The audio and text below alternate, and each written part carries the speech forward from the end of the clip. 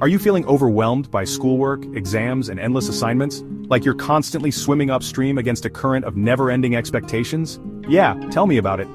We've all been there. That feeling of pressure, that nagging voice telling us we should be doing more, be achieving more.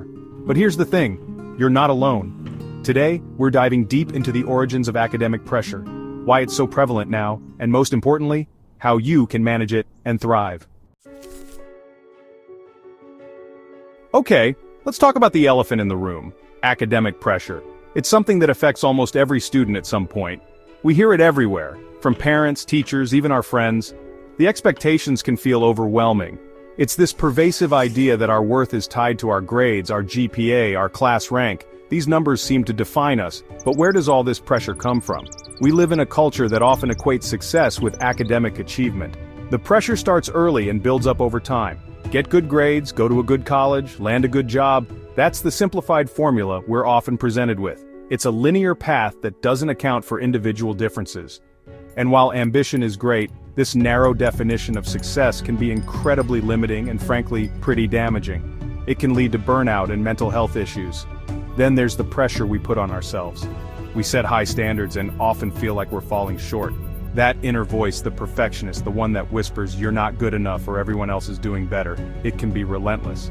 And let's not forget the role of social media.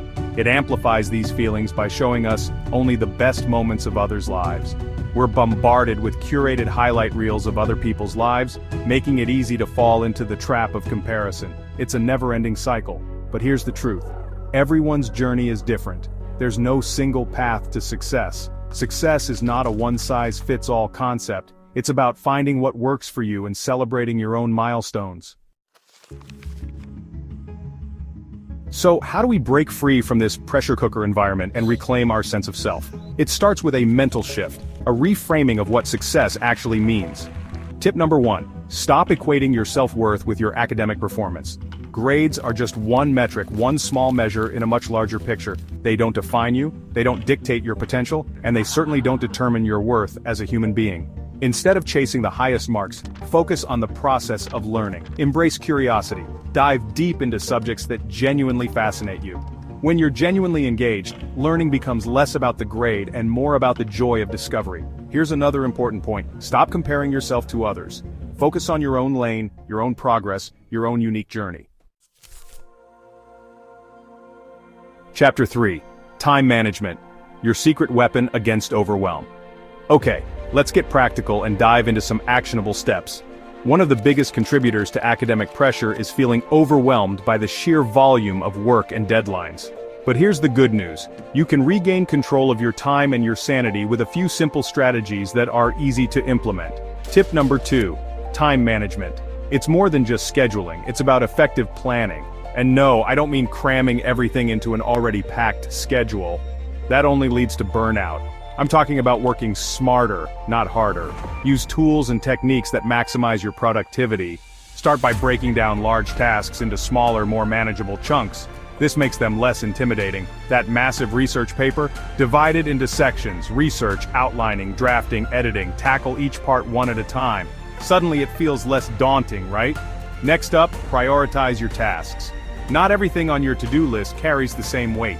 Some tasks are more critical than others. Identify the most important tasks and tackle those first. This ensures that your energy is spent where it matters most. It's about making conscious choices about how you spend your time and energy. Be deliberate and intentional. And here's a secret weapon. Learn to say no.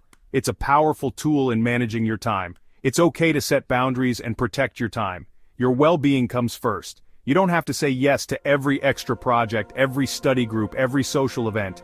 Choose wisely and prioritize your needs. Chapter 4. Reach out for support. You don't have to go it alone. Here's the thing about pressure. It thrives in isolation. When we isolate ourselves, the weight of our problems can feel even heavier. When we keep our struggles bottled up, they tend to magnify and spiral. It's like being stuck in a never-ending loop of stress and anxiety.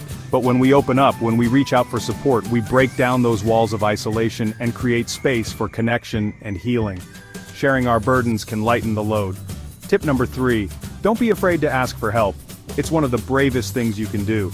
Whether it's talking to a trusted teacher, a counselor, a parent, or a friend, sharing your feelings can make a world of difference. They can offer perspectives and solutions you might not have considered.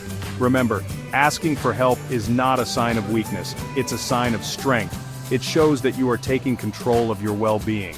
It takes courage to acknowledge when you're struggling and to seek support. It's a step towards healing and growth. And hey, if you're not ready to talk to someone you know personally, that's okay too. There are other ways to find support. There are countless resources available online and in your community where you can find support anonymously. Remember, you are never truly alone.